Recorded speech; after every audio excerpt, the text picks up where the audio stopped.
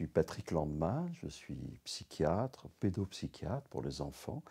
Je suis également juriste et je suis président d'une association qui s'appelle Initiative pour une clinique du sujet Stop DSM. Et j'ai écrit un livre il y a quelques mois qui s'appelle Tristesse Business sur le scandale du DSM-5. Dans ce livre, en 2 mots, je dénonce l'hyperinflation diagnostique, l'hypermédicalisation et éventuellement l'hyperprescription en psychiatrie qu'entraîne la publication du DSM-5.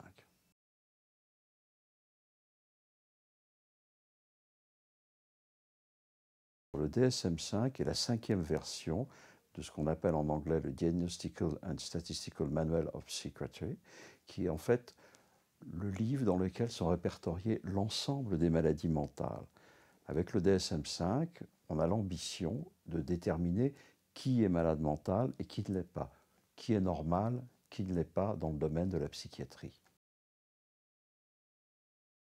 Le DSM avait d'abord été conçu pour l'épidémiologie et pour la recherche, pour trouver un langage commun entre les différents psychiatres du monde entier, pour pouvoir comparer les statistiques, pour pouvoir comparer les effets des produits pharmaceutiques. Mais petit à petit, il a envahi l'ensemble du champ de la psychiatrie et il est devenu aussi un manuel de référence pour le travail clinique des médecins et des psychologues et des assistantes sociales aux États-Unis. C'est ça la dérive qui a impliqué une véritable inflation diagnostique qui fait que, par exemple, on est passé de la version 1 qui comportait une centaine de troubles à la version 5 qui comporte 500 troubles mentaux. Alors, quelle est la raison de cette inflation de troubles? C'est la méthode DSM qui répertorie simplement les comportements des gens superficiels, leurs émotions, et qui surtout abaisse de plus en plus les seuils d'entrée à partir duquel on est inclus dans une pathologie. Pendant très longtemps, on considérait que le deuil était un processus normal dans toutes les civilisations. Quand on perd un être cher, on est triste, on est ralenti sur le plan psychomoteur, on a des insomnies, on a une tristesse profonde, on n'a parfois plus envie de vivre. Ça dure un certain temps, le temps qu'on élabore ce deuil et que l'on passe à autre chose, que la vie reprenne ses droits, comme on dit. Maintenant, avec le DSM-5, au bout de 15 jours, je dis bien 15 jours, une personne qui aura encore ces symptômes, insomnie, tristesse, ce que je viens de décrire, alors qu'elle vient de perdre un être cher, sera considérée comme déprimée, donc diagnostiquée comme telle et donc éventuellement médiquée avec des produits pharmaceutiques. Pareil pour la personne qui est un peu trop gourmande. Plusieurs crises de gourmandise pendant le mois va entraîner un diagnostic non pas de gourmandise, mais de troubles de l'hyperphagie. Le senior qui a 65 ou 70 ans, qui perd ses clés, qui ne sait plus très bien le nom des choses ou des gens, comme ça arrive très souvent, il n'aura plus un trouble normal, physiologique dû au vieillissement, il aura un trouble neurocognitif mineur. Il sera susceptible, au nom de la prévention de la maladie d'Alzheimer, on pourra lui faire passer tout un tas de tests, une batterie de tests, à mon avis, totalement inutile et coûteux, et en plus on pourra éventuellement le médiquer, lui aussi avec des produits qui ne servent à rien. Et les conséquences sont multiples. C'est évidemment d'abord une stigmatisation, parce que quand vous avez affaire à des enfants, et que parce que je n'ai pas parlé encore des enfants, mais les enfants aussi subissent cette hyperinflation. Aux États-Unis, sachez que certains diagnostics pour les enfants ont été multipliés par 40 en quelques années.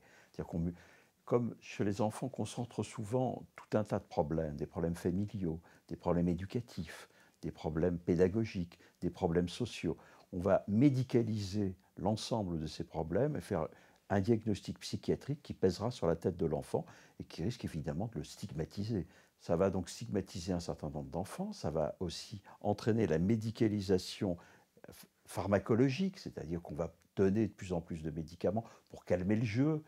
Je ne suis pas contre les médicaments, je tiens à le préciser, je suis médecin, je pense que les médicaments, quand ils sont bien prescrits à bon escient, sont éventuellement souhaitables. Par contre, quand ils sont prescrits à mauvais escient pour des gens qui n'en ont pas véritablement besoin, c'est une catastrophe. Ça peut entraîner des effets secondaires inutiles, voire même des effets secondaires durables, et en particulier chez les enfants, obésité, diabète, troubles métaboliques divers, troubles de la croissance, etc. Je pense qu'il y a plusieurs causes à cela. La première qui vient à l'esprit, c'est évidemment l'influence de l'industrie pharmaceutique. Elle est dénoncée, redénoncée toujours, à juste titre, à mon avis, pas toujours à bon escient, mais à juste titre. C'est vrai que les industries pharmaceutiques n'ont pas tenu la main de ceux qui ont écrit le DSM-5, mais il y a une étude canadienne qui montre que pratiquement 2 tiers des gens qui ont participé à l'élaboration du DSM-5 avaient des conflits d'intérêts avec les laboratoires pharmaceutiques. Il y a des causes qu'on pourrait appeler les experts qui sont dans des domaines particuliers, en psychiatrie, et qui sont des leaders d'opinion, ont tendance à vouloir étendre leur champ d'expertise. Ils ont peur que des gens échappent, entre guillemets, à leur champ d'expertise. Donc ils poussent à l'abaissement des seuils à partir duquel on inclut les gens dans des pathologies. C'est une tendance qu'on connaît dans tous les domaines. Par ailleurs, il y a l'hyperprévention, c'est-à-dire que l'idée que plus on prévient, mieux on guérit. Ce qui n'est pas faux, moi je suis pour la prévention. Mais réfléchissez, prévenir la tuberculose dans une école maternelle, c'est une très bonne chose. Prévenir de futurs délinquants, parce qu'ils ont des troubles de conduite dès l'âge de 3 ans, ça pose un véritable problème éthique et pour les libertés publiques en général. Par ailleurs, il y a aussi l'évolution de la société. Ce n'est pas le DSM. Je pense qu'il y a effectivement de moins en moins de place pour la souffrance psychique, pour le temps pour élaborer cette souffrance. Les gens, c'est vrai, supportent de moins en moins les ruptures de la vie, les deuils, mais aussi les ruptures sentimentales, les ruptures professionnelles, enfin tout ce qui fait que la vie n'est pas un long fleuve tranquille. 80% des psychotropes, c'est-à-dire des médications psychiatriques courantes, sont prescrits par des médecins généralistes qui n'ont pas le temps, qui n'ont pas toujours la formation et qui regardent le DSM, parce que le DSM est simple. Le DSM est très facile à utiliser. Il y a même des applications pour iPhone, iPad, des applications pour Android, donc c'est très facile à utiliser. C'est un système expert très simple qui permet de faire un diagnostic en quelques minutes. D'ailleurs, la Sécurité sociale française, il y a quelques années, a envoyé à l'ensemble des médecins ce qu'on appelle un guideline, c'est-à-dire une façon de travailler vite, à tous les médecins français, qui était totalement calqué sur le DSM. Donc en France, le DSM a aussi pignon sur rue. Ce n'est pas la référence légale. La référence légale, c'est une autre classification.